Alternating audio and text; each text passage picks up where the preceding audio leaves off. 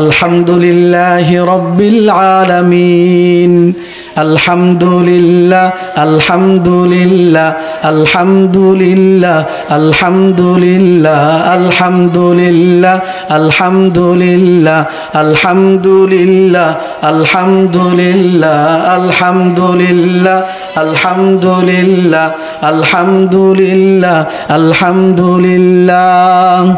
ও আরশের মালিক, ও জমিনের মালিক, ও জীবনের মালিক, ও রিজিকের মালিক, আলহামদুলিল্লাহ আলহামদুলিল্লাহ আলহামদুলিল্লাহ আলহামদুলিল্লাহ আলহামদুলিল্লাহ আলহামদুলিল্লাহ আলহামদুলিল্লাহ আলহামদুলিল্লাহ। তুমি রহম করেছো বলে আমরা বাঁচি, তোমার করুণাতেই প্রভু সুস্থ আছি। ঠিক কিনা বলেন? তুমি রহম করেছো বলে আমরা বাঁচি, তোমার করুণাতেই প্রভু সুস্থ আছি। তুমি গফুর ও গাফফার, তুমি জালিল ও জব্বার, তুমি গফুর ও গাফফার, তুমি জালিল ও জব্বার, তুমি রহিম রহমান ও গো আল্লাহ। আলহামদুলিল্লাহ আলহামদুলিল্লাহ আলহামদুলিল্লাহ আলহামদুলিল্লাহ আলহামদুলিল্লাহ আলহামদুলিল্লাহ আলহামদুলিল্লাহ আলহামদুলিল্লাহ। ও আরশের মালিক, ও জমিনের মালিক, ও জীবনের মালিক, ও রিজিকের মালিক, আলহামদুলিল্লাহ। পড়েন আলহামদুলিল্লাহ আলহামদুলিল্লাহ আলহামদুলিল্লাহ আলহামদুলিল্লাহ আলহামদুলিল্লাহ আলহামদুলিল্লাহ আলহামদুলিল্লাহ আলহামদুলিল্লাহ। আমরা সবাই মুসলমান হয়ে কবরে যেতে চাই, তোমার রহম বিনে রোজ হাসরে নাজাতের উপায় নাই। আমরা সবাই মুসলমান হয়ে কবরে যেতে চাই, তোমার রহম বিনে রোজ হাসরে নাজাতের উপায় নাই। তোমার দিনের পথে আমায় কবুল করো, তোমার দিনের পথে আমায় কবুল করো, তোমার রহম চাদরে প্রভু আমায় ধরো। তুমি করিম কাদির, তুমি জামিউ জাহির, তুমি করিম কাদির, তুমি জামিউ জাহির, তুমি আলিউল আজিম ও গো আল্লাহ। আলহামদুলিল্লাহ আলহামদুলিল্লাহ আলহামদুলিল্লাহ আলহামদুলিল্লাহ আলহামদুলিল্লাহ আলহামদুলিল্লাহ আলহামদুলিল্লাহ আলহামদুলিল্লাহ। ও আরশের মালিক, ও জমিনের মালিক, ও জীবনের মালিক, ও রিজিকের মালিক, আলহামদুলিল্লাহ আলহামদুলিল্লাহ আলহামদুলিল্লাহ আলহামদুলিল্লাহ আলহামদুলিল্লাহ আলহামদুলিল্লাহ আলহামদুলিল্লাহ আলহামদুলিল্লাহ। ইন্নাস সালাতা তানহা আনিল ফাহশাই ওয়াল মুনকার ওয়ালাযিকরুল্লাহি আকবার ওয়াল্লাহু ইয়া'লামু মা তাসনাউন। وقال رسول الله صلى الله عليه وسلم مفتاح الجنة الصلاة أو كما بين النبي عليه الصلاة والسلام. وقال تعالى في شان حبيبه مخبرا وآمرا إن الله وملائكته يصلون على النبي يا أيها الذين آمنوا صلوا عليه وسلموا تسليما. نماز الدرود পড়ি। اللهم صل على محمد وعلى آل محمد كما صليت على إبراهيم وعلى آل إبراهيم إنك حميد مجيد اللهم بارك على محمد وعلى آل محمد كما باركت على إبراهيم وعلى آل إبراهيم إنك حميد مجيد সাউতুল কোরআন মাদ্রাসার উদ্যোগে আয়োজিত আজকের এই ইসলামী মহাসম্মেলনের সম্মানিত সভাপতি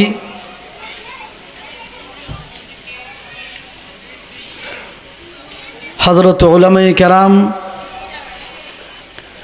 সামনে উপবিষ্ট আমার পিতৃতুল্য বাবাজিরা, কলিজার টুকরা আমার যুবক ভাইয়েরা, স্নেহের ছোট বন্ধুরা, পর্দার আড়ালে অবস্থানরতা শ্রদ্ধেয়া সম্মানিতা আমার মা ও বোনেরা,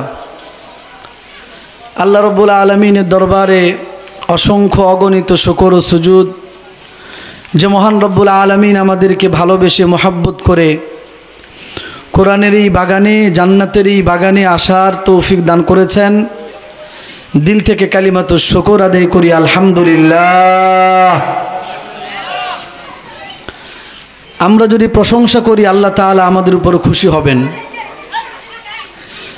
যদি বান্দা আল্লাহর প্রশংসা করে, আল্লাহর শুকরিয়া আদায় করে, আল্লাহ তাআলা বান্দার উপর খুশি হন। ওয়া ইন তাশকুরু ইয়ারদাহু লাকুম, তোমরা যদি আল্লাহর শুকরিয়া আদায় করো তো আল্লাহ তাআলা তোমাদের উপর খুশি হয়ে যাবেন। সুবহানাল্লাহ। আল্লাহ তাআলা দুনিয়ার সবচাইতে প্রশংসার যোগ্য। এজন্য আমরা আবারও একবার বলি আলহামদুলিল্লাহ।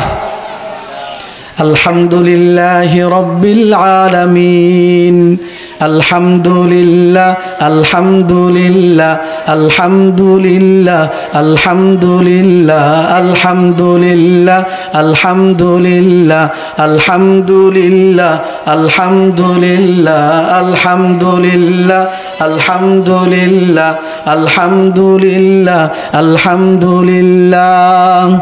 ও আরশের মালিক, ও জমিনের মালিক, ও জীবনের মালিক, ও রিজিকের মালিক, আলহামদুলিল্লাহ, আলহামদুলিল্লাহ, আলহামদুলিল্লাহ, আলহামদুলিল্লাহ, আলহামদুলিল্লাহ, আলহামদুলিল্লাহ, আলহামদুলিল্লাহ, আলহামদুলিল্লাহ।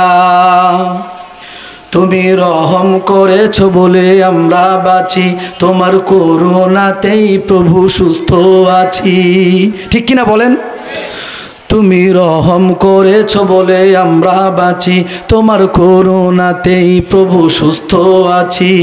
তুমি গফুর ও গাফফার, তুমি জালিল ও জব্বার, তুমি গফুর ও গাফফার, তুমি জালিল ও জব্বার, তুমি রহিম রহমান ও গো আল্লাহ।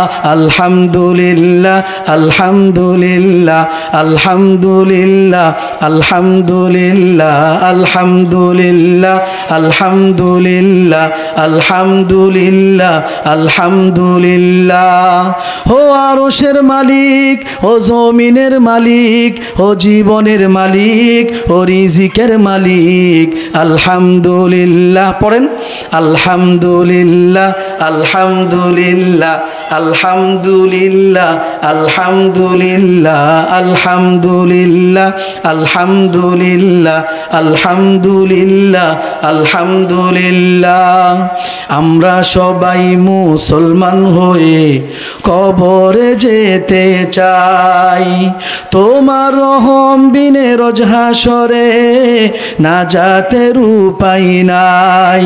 আমরা সবাই মুসলমান হয়ে কবরে যেতে চাই, তোমার রহম বিনে রোজ হাসরে নাজাতের উপায় নাই।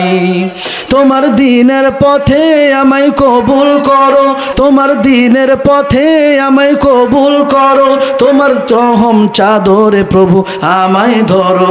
তুমি করিম কাদির, তুমি জামিউ জাহির, তুমি করিম কাদির, তুমি জামিউ জাহির, তুমি আলিউল আযীম ও গো আল্লাহ। আলহামদুলিল্লাহ আলহামদুলিল্লাহ আলহামদুলিল্লাহ আলহামদুলিল্লাহ আলহামদুলিল্লাহ আলহামদুলিল্লাহ আলহামদুলিল্লাহ আলহামদুলিল্লাহ।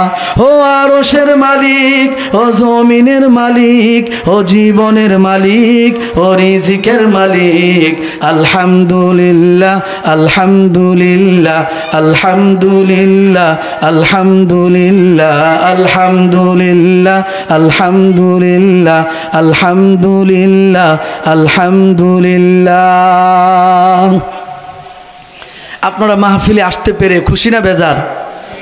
একবার আওয়াজ দিয়ে বলেন। আল্লাহ তাআলার কাছে অনেক দামি ব্যক্তি আপনারা, যারা কোরআন সুন্নাহর কথা শুনে এদের দাম আল্লাহ তাআলার কাছে অনেক বেশি। আল্লাহর কোরআনের দাম যেমন বেশি, সম্মান যেমন বেশি, আল্লাহর কোরআনের সাথে যুক্ত যারা থাকবে, যেভাবেই থাকুক না কেন, হয়তো কোরআন পড়ছে, পড়াচ্ছে, কোরআনের আলোচনা করছে, শুনছে, কোরআনের খেদমত করতেছে, শ্রম দিয়ে, টাকা দিয়ে, বিবেক বুদ্ধি, যে যেভাবে পারছে সহযোগিতা করতেছে, যুক্ত থাকতেছে, আল্লাহ পাক রব্বুল আলামিন হতে পারে এই কোরআনের সাথে যে কোনোভাবে যুক্ত থাকার উসিলায় আল্লাহ তাআলা আমাদেরকে মাফও করে দিতে পারেন। আল্লাহ তাআলার কাছে দোয়া করি, আল্লাহ আপনি আমাদের গুনাহ খাতাগুলোকে মাফ করে দেন। ভাইরা আমার, বাবাজিরা আমার, আমি আপনাদের সামনে 21 নম্বর পারার প্রথম পৃষ্ঠার প্রথম আয়াত সূরাতুল আনকাবুতের 45 নম্বর আয়াত তিলাওয়াত করেছি এবং রাসূল করিম সাল্লাল্লাহু আলাইহি ওয়াসাল্লামের একটি বিখ্যাত হাদিস তিরমিজি শরীফের 4 নম্বর হাদিস তিলাওয়াত করেছি।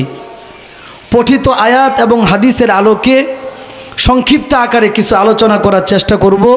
আল্লাহ তাআলা আমাদের আলোচনাগুলোকে আমাদের জন্য উপকারী বানিয়ে দিন, বলি আমিন। আল্লাহ তাআলা কোরআনে কারীমের সূরাতুল আনকাবুতের 45 নম্বর আয়াতে বলছেন, ইন্নাস সালাতা তানহা আনিল ফাহশাই ওয়াল মুনকার ওয়ালাযিকরুল্লাহি আকবার ওয়াল্লাহু ইয়া'লামু মা তাসনাউন। আল্লাহ তাআলা বলেন, ইন্নাস সালাতা, নিশ্চয় নামাজ, তানহা বিরত রাখে, ফিরায়া রাখে, বারণ করে, আনিল ফাহশাই ওয়াল মুনকার, বেহায়াপনা, অশ্লীলতা, হারাম কাজ থেকে, অবৈধ নাজায়েজ কাজ থেকে নামাজিকে তার নামাজ বিরত রাখে, ফিরায়া রাখে, বারণ করে। এখন আপনাদের সামনে প্রশ্ন হতে পারে, হুজুর আমাদের সমাজে এমন অনেক মুসল্লিরা আছে নামাজ পড়ে, যখন আজান হয়ে যায় মসজিদে চলে যায়, জামাতের সাথে নামাজ পড়ে, আর নামাজের পরে আবার সমাজের মধ্যে যত ধরনের অপকর্ম আছে, যত ধরনের গুনাহ আছে, নিজের সাধ্যের মধ্যে থাকা সবগুলো গুনাহের সাথে জড়িত হয়ে যায়। এই মুসল্লি 50-60 বছর পর্যন্ত নামাজ পড়ল, এই মুসল্লিটাকে তার নামাজ বেহায়াপনা, অশ্লীলতা, হারাম, অবৈধ কাজ থেকে ফিরায় না, বিরত রাখে না, বারণ করে না। আমি আপনাদের কাছ থেকে জানতে চাই, এমন মুসল্লি আমাদের সমাজে আছে না নাই? তাহলে আমাদেরকে ফিরায় না কেন? আল্লাহ তাআলা বলেছেন নামাজ মানুষদেরকে অশ্লীলতা, অবৈধ কাজ থেকে বারণ করবে, ফিরায়া রাখবে, বিরত রাখবে। কিন্তু না, একজন মুসল্লি নামাজ পড়ে, এরপরে নামাজ থেকে বের হয়ে আবার সিনেমা হলের দিকে দৌড় দেয়। একজন মুসল্লি নামাজ পড়লো, আবার নামাজ থেকে বের হয়ে আরেকজনের জমিন নিয়ে টানা হেঁচড়া শুরু করে দেয়, আরেকজনের হক বান্দা নষ্ট করে ফেলে, আরেকজনের যেই হক আছে ওই হক সে দেয় না, পিতামাতার হক দেয় না, ভাই বোনের হক দেয় না, আরেকজনের উপর জুলুম করে, মিথ্যা কথা বলে। মুসল্লিটা নামাজ পড়লো, নামাজ থেকে বের হয়ে আবার আরেকজনের সাথে ওয়াদা প্রতিশ্রুতি করেছিল, ওয়াদাগুলো ঠিক রাখতে পারে নাই, মিথ্যা কথা বলে, এমন মুসল্লি আমাদের সমাজে আছে না নাই? কিছু মানুষ তো আছে নামাজেই পড়ে না, মুসলমান কিন্তু নামাজেই পড়ে না। এরা আবার কোন ধরনের মুসলমান? আল্লাহর হাবিব সাল্লাল্লাহু আলাইহি ওয়াসাল্লাম বলেন, আসসালাতু ইমাদুদ্দিনি, নামাজ হলো, সালাত হলো দিন ধর্ম, ইসলাম ধর্মের একটা স্তম্ভ। ফামান আকামাহা ফাকাদ আকামাদ্দিনা, যেই লোকটা নামাজ কায়েম করলো সেই লোকটা দিনের উপর অটল অবিচল থাকলো, দিনকে মজবুত করলো। ওয়ামান হাদামাহা ফাকাদ হাদামাদ্দিনা, আর যেই লোকটা নামাজকে পড়লো না, নামাজ ছেড়ে দিল, এই লোকটা তার দিন ধর্ম ধ্বংস করে ফেললো। বলেন নাউজুবিল্লাহ। অন্য একটা হাদিসে পাকে রাসূল বলেন, সবাই বলেন সাল্লাল্লাহু, আল্লাহর হাবিব সাল্লাল্লাহু আলাইহি ওয়াসাল্লাম বলেন, মান তারাকা সালাতা আমিদান আও ক্বালা মুতাআম্মিদান উলকিয়া ফিন নারি, যে লোকটা ইচ্ছাকৃতভাবে নামাজ ত্যাগ করবে ওই লোকটাকে আমার আল্লাহ জাহান্নামে নিক্ষেপ করবেন। বলেন নাউজুবিল্লাহ। আরেকটা হাদিসে আল্লাহর রাসূল সাল্লাল্লাহু আলাইহি ওয়াসাল্লাম বলেন, মান তারাকাস সালাতা আমিদান আও ক্বালা মুতাআম্মিদান ফাকাদ কাফারা, যেই লোকটা ইচ্ছাকৃতভাবে নামাজ পড়লো না, নামাজ ত্যাগ করলো, ছেড়ে দিল, এই লোকটা আর কাফেরের মাঝে কি পার্থক্য? কাফেরের মাঝে কি পার্থক্য তোমরা কি জানো? একজন মুসলমানের আমল হলো নামাজ পড়া, আর একজন কাফেরের আমল হলো নামাজ ছাড়া। কাফেররা নামাজ পড়ে না, ঠিক কিনা বলেন? হিন্দুরা কি নামাজ পড়ে? বৌদ্ধরা, খ্রিস্টানরা, ইহুদি, নাসারা এরা নামাজ পড়ে না।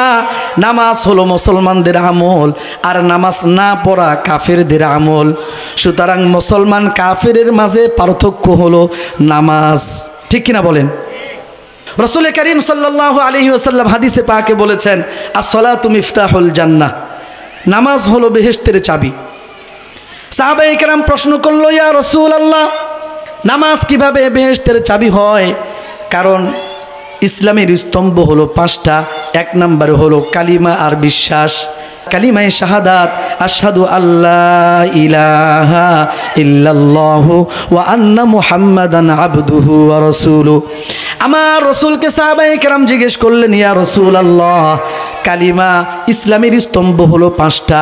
1 নাম্বার হলো কালিমা বিশ্বাস, 2 নাম্বার হলো নামাজ। সুতরাং জান্নাতের চাবি নামাজ কেন হবে? নামাজের স্থান তো 2 নাম্বার স্তম্ভ। যদি জান্নাতের চাবি হতে হয়, কালিমা আর বিশ্বাস জান্নাতের চাবি কিসের জন্য হয় নাই? আল্লাহর হাবিব সাল্লাল্লাহু আলাইহি ওয়াসাল্লাম বললেন, শোনো, মূলত জান্নাতের চাবি হলো কালিমা আর বিশ্বাস, আর নামাজটা হলো সেই চাবির দাঁত ঘাট। নামাজটা হলো চাবির দাঁত। এখন যদি কোনো ব্যক্তি ভালো একটা তালা খুলতে যায়, তাহলে যেই চাবির দাঁত ভালো আছে, ভালো দাঁতওয়ালা চাবি দিয়া ভালো তালা খোলা যায়, দাঁত ভাঙ্গা চাবি দিয়া ভালো তালা কোনোদিন খোলা। আমার হাবিব বলতেছেন, শোনো, যেই লোকটা নামাজ পড়লো না, বিশ্বাস করলো আল্লাহকে, কালিমা বিশ্বাস করলো, আল্লাহর উপর ঈমান আছে, নিজেকে ঈমানদার বলে দাবি করলো, কিন্তু বান্দা নামাজ পড়লো না, ওই লোকটার কাছে জান্নাতের চাবি আছে, কিন্তু ওই চাবির মধ্যে দাঁত নাই। দাঁত ভাঙ্গা চাবি দিয়া তালা যেমন ভালো তালা যেমন খোলা যায় না, শুধুমাত্র ঈমান আছে, নিজেকে ঈমানদার বলে দাবি করলাম, নামাজ পড়লো না, ওই ঈমান নিয়া বান্দা জান্নাতের তালা খুলতে পারবে না। কারণ নামাজ না পড়ার কারণে ওই কালিমার চাবিটা দাঁত ভাঙ্গা চাবি হয়ে গেছে, ঠিক কিনা বলেন ভাইরা আমার? এই জন্য আমাদেরকে যদি জান্নাতের তালা খুলতে হয়, নামাজ পড়তে হবে কি হবে না বলেন? যেই সকল ভাইয়েরা নামাজ পড়ে না, আমরা তাদেরকে এই মাহফিল থেকে দাওয়াত দিচ্ছি, ও আমার ভাইয়েরা, আপনি তো মুসলমান, নিজেকে মুসলমান বলে দাবি করেন, সুতরাং ওই কালিমার বিশ্বাস নিয়ে কবরে গেলে আমাদের চাবির মধ্যে দাঁত থাকবে না। যদি দাঁতওয়ালা চাবি নিয়ে জান্নাতের তালা খুলতে হয়, তাহলে ঈমানের পাশাপাশি নামাজের মতো সবচাইতে বড় প্রধান আমলটাও আমাদের করা লাগবে, ঠিক কিনা বলেন? এবার আমি প্রশ্ন করেছিলাম, নামাজ মুসল্লিকে অশ্লীলতা বেহায়াপনার কাছ থেকে বিরত রাখবে, আল্লাহ বলেছেন। কে বলেছেন? ইন্নাস সালাতা তানহা আনিল ফাহশাই ওয়াল মুনকার, নিশ্চয় নামাজ মুসল্লিকে ফাহিশা, অশ্লীলতা, বেহায়াপনা, বেলেল্লাপনা নাজায়েজ অবৈধ কার্যকলাপ থেকে বিরত রাখে, বারণ করে ফিরায় রাখে। কিন্তু আমাদের সমাজে এমন অনেক মুসল্লি আছে, নামাজ পড়ে আর পরেও মিথ্যা কথা বলে, নামাজ পড়ে আরেকজনের উপর জুলুম করে, নামাজ পড়ে নিজের বউটারে, নিজের মেয়েটারে, নিজের বিবিরে, নিজের মেয়েরে, নারীরে, অধীনস্থ নারীদেরকে পর্দার মধ্যে রাখে না। কথা বলেন ঠিক কিনা?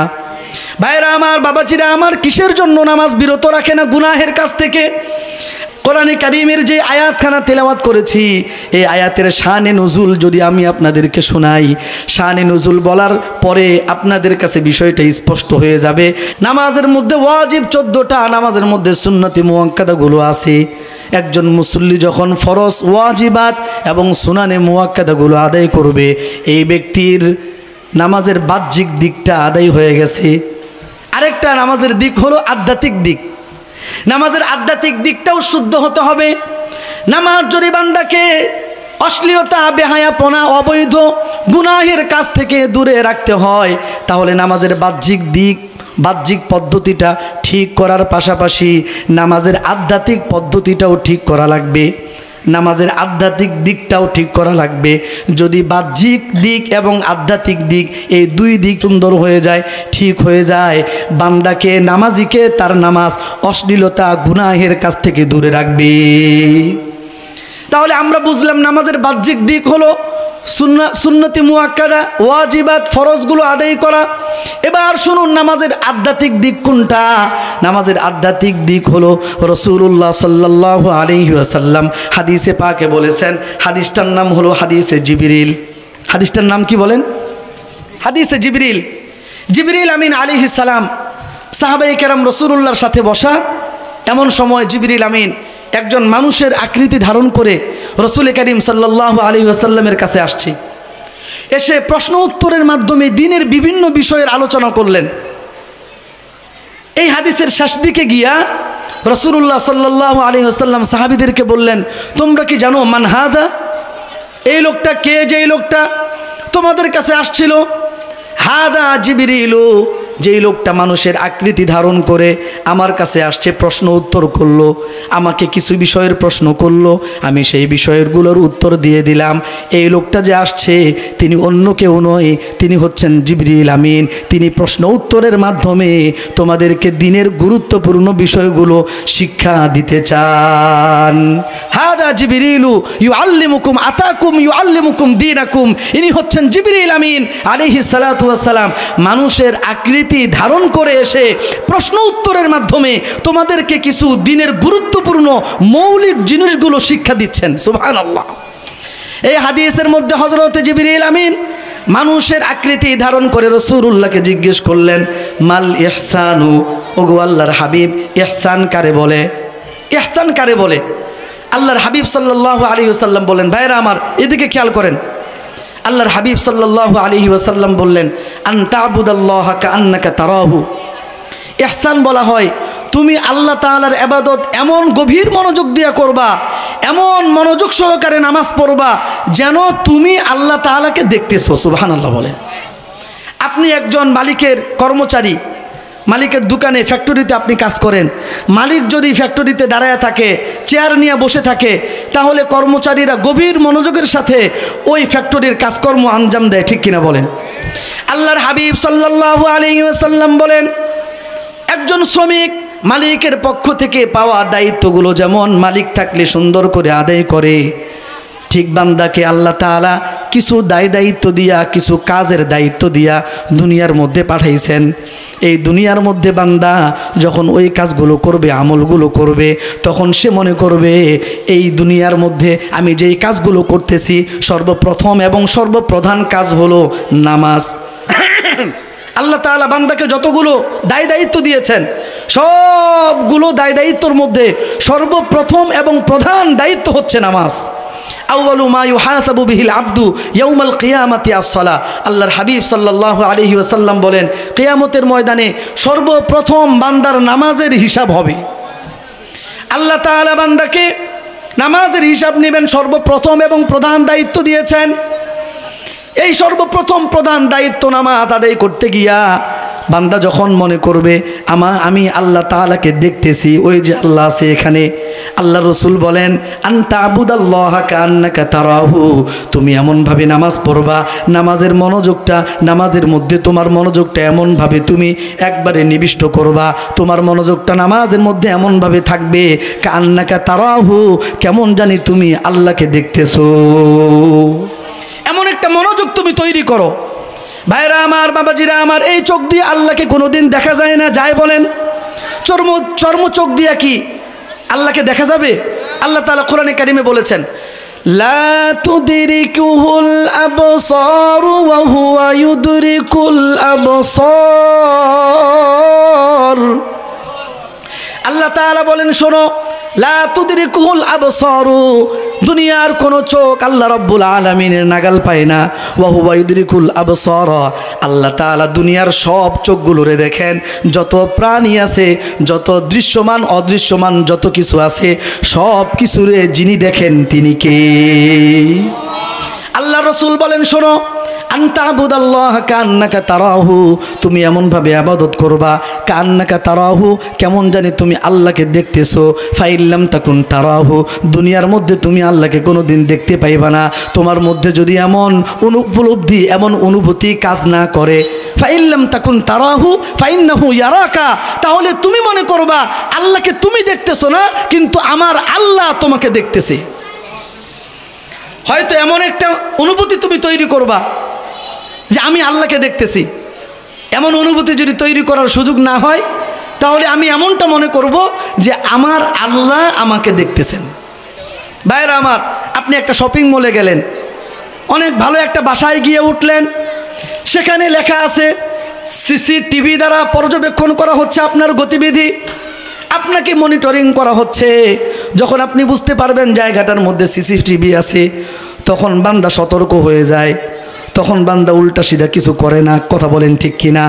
আমার রসুল বলেন শোনো, যখন নামাজ পড়বা তখন তুমি এমন অনুভূতি নিয়ে নামাজ পড়বা যে আমার আল্লাহ আমাকে দেখতেছে।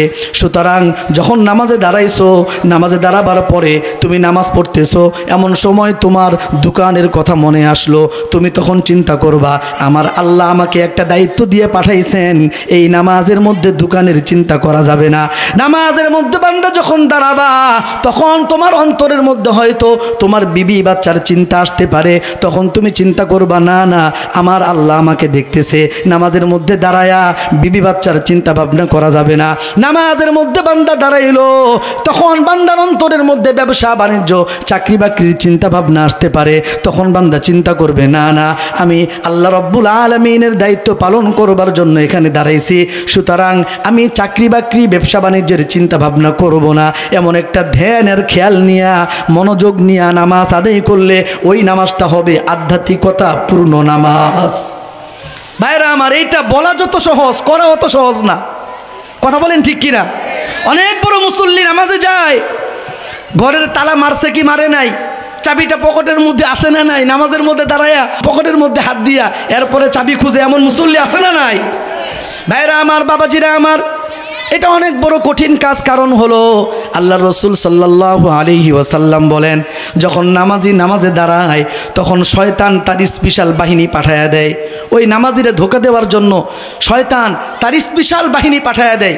হাদিসের মধ্যে আসছে, মুসল্লি যখন নামাজে দাঁড়ায় তখন শয়তান তারে ধোঁকা দেয়। স্পেশাল বাহিনী, বেনামাজিকে ধোঁকা দেওয়ার জন্য শয়তান স্পেশাল বাহিনী পাঠায় না, স্পেশাল বাহিনী পাঠায় নামাজি ব্যক্তিরে ধোঁকা দেওয়ার জন্য। বান্দা যখন নামাজে দাঁড়ায় তখন শয়তানের বাহিনী তাকে বলে উযকুর কাদা উযকুর কাদা উযকুর কাদা, হে আল্লাহর বান্দা নামাজি, তুমি অমুক জিনিসটা স্মরণ করো, তোমার ব্যবসা বাণিজ্যের কথা স্মরণ করো, তোমার চাকরি বাকরির কথা স্মরণ করো, তোমার গাড়ি বাড়ির কথা স্মরণ করো, তোমার বিবি বাচ্চার কথা স্মরণ করো। আমার হাবিব সাল্লাল্লাহু আলাইহি ওয়াসাল্লাম বলেন শোনো, তুমি যখন নামাজ পড়বা, আধ্যাত্মিক যদি দিকটা না থাকে, আধ্যাত্মিকতা পূর্ণ দিকটা যদি না হয়, নামাজটা যদি না হয়, তাহলে এই নামাজ দিয়া তুমি কোনোদিন সওয়াব অর্জন করতে পারবা না। আপনি ফরজ, ওয়াজিব, সুন্নতে মুআক্কাদা এগুলো সব আদায় করলেন, কিন্তু আপনার খুশু খুজু, আপনার মনোযোগ নামাজের মধ্যে নাই। এই নামাজের মাধ্যমে বান্দা জান্নাত পাবে না, এই নামাজের মাধ্যমে কোনোদিন সওয়াব অর্জন করতে পারবে।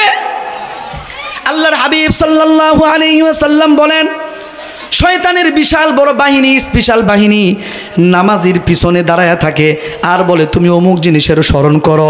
এই নামাজিকে তার নামাজের সওয়াব থেকে বঞ্চিত করবার জন্য আল্লাহ রসুল সাল্লাল্লাহু আলাইহি ওয়াসাল্লাম বলেন, যখন এমন তোমার মনের মধ্যে ধোঁকা আসবে, তোমার নামাজের মধ্যে দাঁড়াবার পরে তোমার যদি বিবি বাচ্চার কথা মনে হয়, নামাজের মধ্যে দাঁড়াবার পরে যদি ব্যবসা বাণিজ্যের কথা মনে আসে, নামাজের মধ্যে দাঁড়াবার পরে চাকরি বাকরির কথা যদি মনে আসে, তাহলে তুমি মনে করবা আমার আল্লাহ আমাকে দেখতেছেন। তুমি যদি আবার মনোযোগটা নামাজের মধ্যে নিয়ে আসো, যতবার নিয়ে আসবা আমার আল্লাহ ততবার তোমাকে নামাজের সওয়াব দান করবেন। আগে যদি মনোযোগের সাথে নামাজ পড়তো, সওয়াব পাইতো এক ওয়াক্ত নামাজের, এক রাকাত নামাজে এক রাকাতেরই সওয়াব পাইতো। এখন যখন শয়তান তারে ধোঁকা দিতেছে, এক রাকাতের মধ্যে 10 বার তার মনটা এদিক সেদিক ছুটে গেল। বান্দা যদি 10 বার মনটারে নামাজের মধ্যে টেনে আনে, আমার রসুল বলেন 10 বার আনার কারণে 10 রাকাত নামাজের সওয়াব আমার আল্লাহ তার আমলনামায় দান করবেন। ভাইরা আমার, বাবাজিরা আমার, সংক্ষেপ করতেছি। তাহলে আমরা বুঝলাম আমাদের নামাজটাকে ঠিক করতে হলে দুইটা দিক আছে। এক নাম্বার দিক হলো আধ্যাত্মিক দিক, আরেক নাম্বার দিক হলো বাহ্যিক দিক। বাহ্যিক দিক হলো আমার ফরজ, ওয়াজিব, সুনানে মুয়াক্কাদা এগুলো আদায় করে আমি নামাজটা পড়ব। আধ্যাত্মিক দিক হলো আমার মনোযোগটাকে আমি বারবার যদি অন্যত্র চলে যায়, আমার মনোযোগ টেনে আমি নামাজের মধ্যে নিয়ে আসব। যতবার নিয়ে আসব অতবারই আল্লাহ তাআলা আমাকে নামাজ পড়ার সওয়াব দান করবেন। এইবার প্রশ্ন হলো, হুজুর নামাজ ঠিক হয়ে গেল, এই নামাজ ঠিক হওয়া নামাজটা নামাজিকে অশ্লীলতা বেহায়াপনার কাছ থেকে কেমনে বিরত রাখবে, কেমনে ফিরিয়ে রাখবে, কেমনে বারণ করবে? কথা বলেন ঠিক কিনা? ভাইরা আমার, বাবাজিরা আমার, আমি আপনাদেরকে বলতে চাই যে এই লোকটা নামাজে দাঁড়াইলো, নামাজে দাঁড়াবার পরে ব্যবসার কথা মনে আসলো, নামাজে দাঁড়াবার পরে বিবির কথা মনে আসলো, আল্লাহর দিকে স্মরণ করে আল্লাহর কথা মনে করে আল্লাহ বান্দাকে দেখতেছে, বান্দা মনোযোগটা বিবি বাচ্চার দিক থেকে ফিরাইয়া নামাজের মধ্যে নিয়ে আসলো। যে এই লোকটা এতটা মুজাহাদা করে যখন ওই তার মনটা অন্যদিকে চলে যায়, তখন ওই টান দিয়া নামাজের মধ্যে নিয়ে আসে। এমন একটা পরিস্থিতি দিয়ে যখন আল্লাহর বান্দা নামাজ আদায় করে, আমার আল্লাহর এই বান্দাটা যখন নামাজের বাইরে যায়, কারোর সাথে কথাবার্তা বলতেছে, দোকানে গেল মাপে কম দেওয়ার জন্য চাইতেছে, মন চাইতেছে আমি মাপে কম দেই, মাপে কম দেওয়ার সময়ে আল্লাহর কথা স্মরণ হয়ে যাবে, বলবে না না আমি মাপে কম দিতে পারি না, কারণ আমার আল্লাহ মাপে কম দেওয়াটা দেখবেন, যদিও কাস্টমার দেখবে না। এই বান্দা যখন রাস্তা দিয়ে হাঁটতে বের হবে, বেগানা নারীর দিকে বান্দার চোখ চলে গেছে, তখন বান্দার আল্লাহর কথা স্মরণ হয়ে যাবে, না না যেই আল্লাহ আমাকে নিষেধ করেছেন বেগানা নারীর দিকে তাকানো যাবে না, ওই আল্লাহ তাআলা আমাকে দেখতেছেন, আমি যদি বেগানা নারীর দিকে তাকাই তাহলে আমার আল্লাহ নারাজ হয়ে যাবেন। এই বান্দা যখন আরেকজনের উপর জুলুম করতে যাবে, তার ক্ষমতা আছে, তার শক্তি আছে, এই ক্ষমতা আর শক্তি প্রয়োগ করে আরেকজনের বৈধ জমিনটা যখন দখল করে ফেলবে, দখল করতে যাওয়ার সময়ে তার কাছে মনে হবে না না আমার আল্লাহ আমারে দেখতেছেন, এই জুলুমের বিচার কিয়ামতের ময়দানে আল্লাহ করবেন। এইভাবে বান্দা নামাজের বাইরে যতগুলো গুনাহের কাজ আছে, অশ্লীলতা আছে, অবৈধ কার্যকলাপ আছে, যখন করতে যাবে আল্লাহর কথা স্মরণ হওয়ার সাথে সাথেই এই বান্দা ওই সকল অশ্লীলতা, বেহায়াপনা, অবৈধ হারাম কাজ থেকে দূরে থাকবে। কথা বলেন ঠিক কিনা? সেটাই 21 নম্বর পারার 1 নম্বর পৃষ্ঠার সূরাতুল আনকাবুতের 45 নম্বর আয়াতে আল্লাহ তাআলা বলেছেন, ইন্নাস সালাতা তানহা আনিল ফাহশাই ওয়াল মুনকার ওয়ালাযিকরুল্লাহি আকবার ওয়াল্লাহু ইয়ালামু মা তাসনাউন। আল্লাহ তাআলা এখানে বলেছেন ইন্নাস সালাতা তানহা আনিল ফাহশাই ওয়াল মুনকার, নিশ্চয় নামাজ নামাজিকে সর্বপ্রকারের অশ্লীলতা, গর্হিত, অবৈধ, নাজায়েজ কাজ থেকে বিরত রাখবে। যখন বান্দা ওই নামাজটাকে ঠিক করবে, আল্লাহ তাআলা আমাকে আপনাদের সবাইকে ঠিক মতো সহি শুদ্ধভাবে বাহ্যিক দিক, আধ্যাত্মিক দিক স্বয়ং সম্পূর্ণ করে সঠিক করে 5 ওয়াক্ত সালাত আদায় করে পরিপূর্ণ ঈমান নিয়ে মরণটা ভালো হয়ে কবরে যাওয়ার তৌফিক দান করুন বলি আমিন।